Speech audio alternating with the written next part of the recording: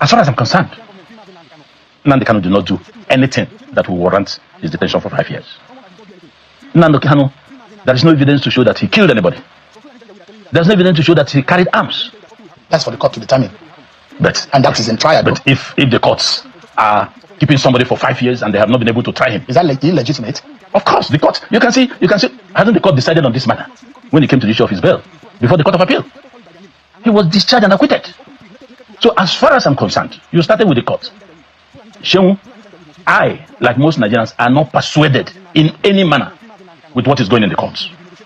And I will not also be persuaded, whatever judgment, either way or the other, that comes out from the courts. Because there is a deliberate act, and I say so when President Buhari was in office. There are people who have committed heinous crimes in this country. They have murdered people, they have kidnapped people, they have raped women, they have killed children, they have done all sorts of things. There are people aiding and abetting them. There are people who have gone to their domain, talking with them. We are aware of helicopters dropping food, dropping ammunition in the bush, which of course our security had the capacity to trap. Nnamdi Kanu did not do any of those. But he's in detention. What was the cause? And I told President Buhari, it was because of the ancient hatred you have against the Igbos. I told President Buhari when he was in office, my position has not changed. But why I'm worried? You're looking at me. I told him you had ancient hatred against the Igbos. That was why he kept Nnamdi Kanu there. If he was from another tribe, Nnamdi Kanu would not be there. What I'm saying, I said it to a sitting president. Whether people agree or not, you know those that loves you. You know those who hate you. It's not because I'm Igbo.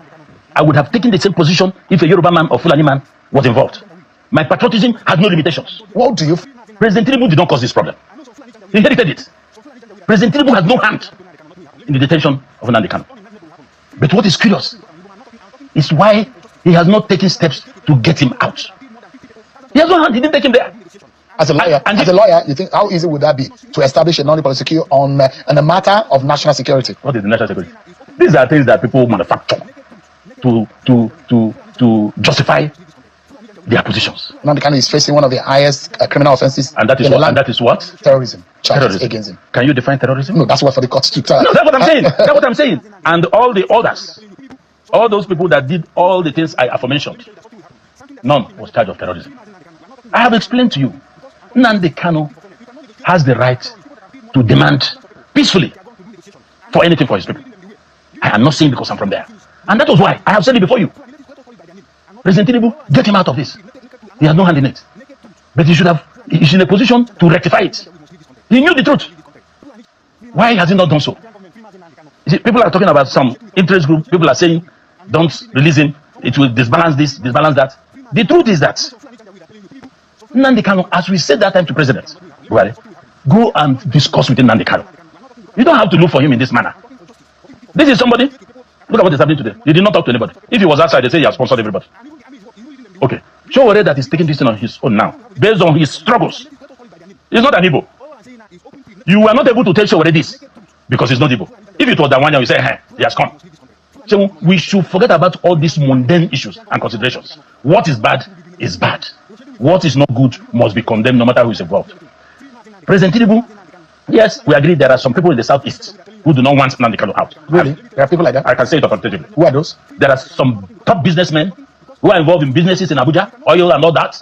There are some top politicians who are of the view, and which is correct, that if Nnamdi Kanu comes today, there are people whose political career will come to an end permanently without him saying a word. Nnamdi Kanu has been loved by the people. It's like when they were chasing Fubara. You had me and said so here. I told President Tinubu, if the issue about 2027, the person to do business with is Fubara. Are you seeing what is happening there now? They have loved him, they have loved him. Organic support. Nnamdi Kanu need not talk to anybody. That was why I'm sure that is the pressure that the president is having. But the president is number one. He's the president of Nigeria. And he's the only person that can say, stop, it will stop. You don't have to take everything that everybody puts to you, Ukula and Sinka. When the issue started with this insecurity in the southeast, they raided the prison. We came out to say, no, this was not our deeds. Those people were imported. Security came back to realize it. But what happened next? Because they have been exposed, they decided to recruit archers, non-educated people, people that are not skilled. Locals started trading them. You have a region that have been marginalized, they've been crying for marginalization. It wasn't during the time of President Buhari. President Tinubu has tried to do one or two things, put some infrastructure, move some money there. You say you don't want them. You say you don't like me. You say you don't want me. Okay, allow me to go home. You say I will not go. One must give way. It's either you bring me at the center or you let me go. We should stop pretending in this country. That is what we are talking about. The people are saying they are marginalized. What is marginalization? Can you mention one thing that... Let's look at the dictionary. No, say, well, you know, in practical terms. I'm coming. There are no federal presence in the southeast. The little we have now is under Tinubu. 6. None. No good roads, no infrastructure. You borrowed money. President Buhari borrowed money to build rails up to Mali, another country. None cross the southeast. But we are paying the loan back. We are part and parcel of repaying the loan. And you say it is justice. They have the right to protest. You can't beat and flog a child. You still stop the child from crying. What would have been the child must cry. What would have been the best way to handle that situation? The best way is for President Tinubu to sit down, look at the whole thing, find a way to balance these things, bring in Nnamdi Kanu out, go and do business with Nnamdi Kanu. Nobody else can do that, apart from the president. If you subdue this one, expect it again, and again, and again. You cannot run away from it. Nnamdi Kanu committed no crime. Nnamdi Kanu did nothing. He did not kill anybody. He did not move arms. It's not for you to decide. The matter is in court. The truth is naked. I don't need to. The truth is naked. It is not for you. As a lawyer, you are a servant before the temple of justice. And you know what it means when a matter is before the court. You cannot say Nnamdi Kanu did nothing when the court is still assessing and trying the matter. No, you are wrong. You are wrong. You are wrong. On that note, you are wrong, sir. No, sir. You are wrong on the note to say. It's a matter of law. It's subject for you to say. Yes, sir. When people will stop listening to what you're talking about. Let me tell you an experience I had in 1992. I was in NIPS. Part of the programs in NIPS is you have local tours, African tours, and outside tours. My group went to Kanu, Imo, then Cameroon, then Brazil. Was it Brazil? Brazil, yes. When we got to Cameroon, the chief of army staff, General Iwuanyanwu, was given instruction by this Povia on certain things. Commander-in-Chief, he said, Mr. President, this order is illegal. I will not obey it. In Cameroon, and I'm ready to take the consequences. That thing was boiling before we left for our foreign tours. It will get to a point in this country, unless we redress the judiciary, we redress what we are doing to Nigerian people will start taking the laws. Chief Iwuanyanwu, just for a moment, sir.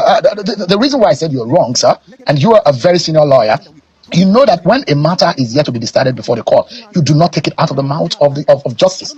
Allow the court to have decided the matter. That's why I said this is not a court of law. The court has decided the issue of Nnamdi Kanu. Just a moment. The court has decided. The court has not freed Nnamdi Kanu. The court has freed Nnamdi Kanu. The court of appeal. Just a moment, sir. The court has not decided on the trial of Nnamdi Kanu. It's still in process. The man is still under detention, and the matter is before the court. And I'm saying, as a lawyer, you know that it is not right. It's subject for you to now determine for the court on television what the court is still trying at the moment. Let me tell you. You can do what you like. You can say what you like. I have the right to say I don't believe in what you are doing. It is my inalienable right. You can even sentence me. It is my right. When I show that everything has been compromised in this country, when nobody can get justice, is it in election matters? And that's why there's no development.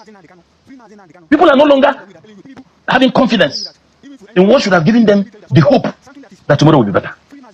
Nnamdi Kanu's case is a case that President Tinubu must address. All these things that are happening today, they're not necessary. How do you think he will address it? Is it a political or judicial manner in which he will address it? How?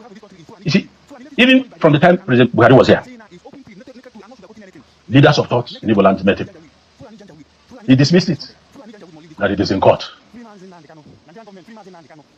Governors, 5 governors, led by Hope Uzodinma, whom they are accusing now, erroneously. They don't know the job these people are making to get this man out. But you see people write nonsense in the media. So Hope Uzodinma is at the forefront of fighting for Nnamdi Kanu. Hope Uzodinma, OT, these are the 2 people I know very well. Abaribe? No, I'm talking of governors. Okay. So but there are people, just like the job Hope is doing, people will come and write nonsense. Imo now is Dubai.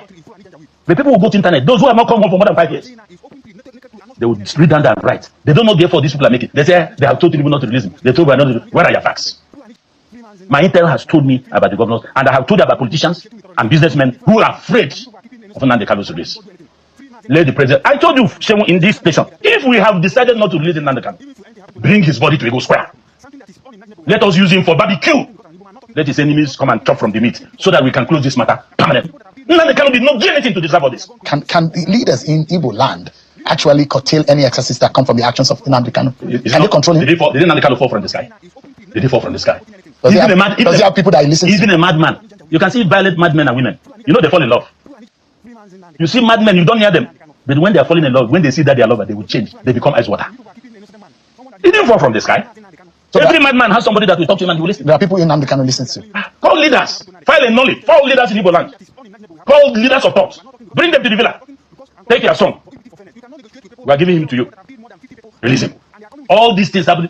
If not for the good governors we have in the southeast, nothing will work there. We have the best governors in the region now. I am saying it without hesitation. They are working. From Hope to OT to Mba and all that. If not, they have frustrated the economy of the place. In a year, we lost almost 7 trillion naira. But they are doing their best to put infrastructure, to empower people, and to do all those things, health, education. We are people that work hard. People should stop hating us. The Igbo man is the easiest person to deal with.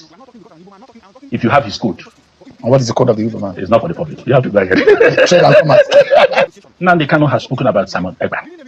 Most of the things he did was not on his instructions. He didn't hide it, even in court. You see, when you have situations like this, you have different groups, imagine, for their own interest. I had not heard, and I did not hear from any Igbo man of substance that supported Simon Ekpa. Nnamdi Kanu has said in court, open court, get me out of here. All this nonsense going on in Igbo land in the southeastern state will stop. Yeah, he didn't impress anybody. He's not somebody that will chicken out or be lenient with his presentations. He's straight. When he wants to shoot, he will shoot. He says that this is an animal kingdom. This is not a nation. The Igbo man, once you are fair to him, what you are giving, according to one of the governors, that is, you give these people, you give to other people. Once you are keeping to it, Igbo man is not interested who is at the top there. But it has come to the point that they say, hey, everybody, they've gotten this. We are 3 ports at independence.